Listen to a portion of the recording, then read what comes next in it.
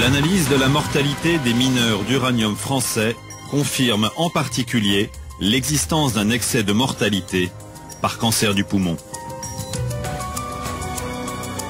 L'analyse indique également un excès de mortalité par cancer du rein.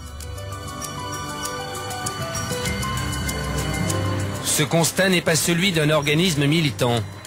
Il émane de l'Institut de radioprotection et de sûreté nucléaire, un organisme de l'État. C'est ce chercheur qui a supervisé l'étude. Dominique Laurier est formel. Les travailleurs de l'uranium décèdent plus que les autres de cancer.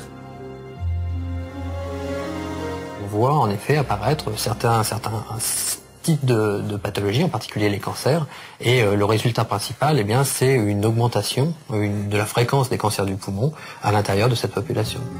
Chez les mineurs, ces cancers du poumon sont surtout provoqués par le radon, un gaz très toxique dégagé par le minerai d'uranium. Pour le chercheur, ce gaz, mais aussi l'irradiation causée par le minerai, n'est pas sans danger pour les populations. Chez les mineurs d'uranium, la dose maximum au poumon est due au radon.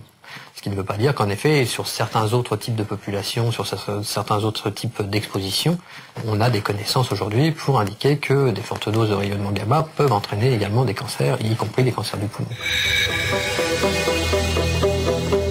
À Gueugnon, quels sont les risques pour la population au contact des matières radioactives abandonnées dans la ville?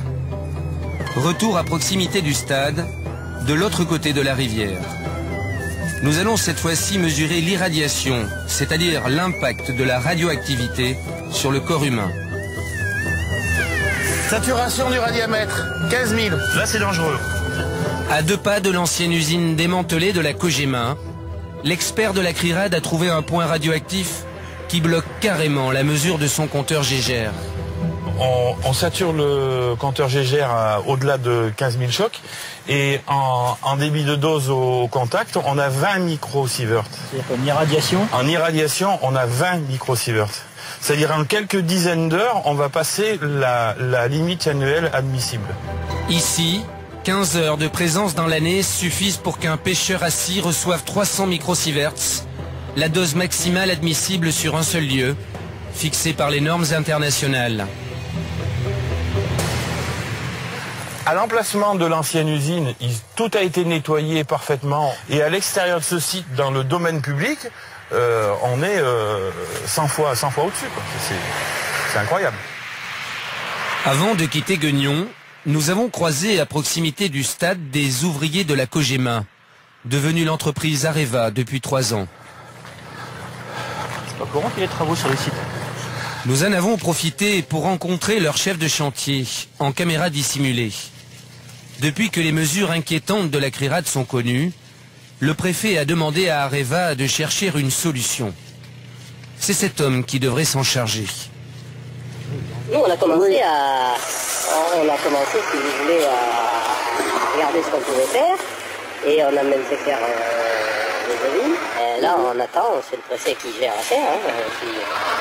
On attend les décisions qui pourraient être prises. Et suivant ce qui sera décidé, on agira, quoi. Là, vous savez que c'est un propriétaire. Là, vous êtes propriétaire de la route. Jusqu'à la route, ouais. Donc, ce que je dis, moi, c'est qu'à la limite, on mettait la clôture à la route et basta.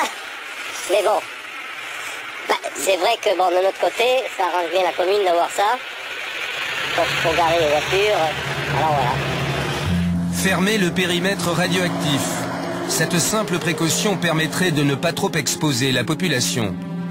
Il y a quelques jours, Areva se serait engagé à retirer les matières radioactives enfouies sous le parking du stade de Gueugnon.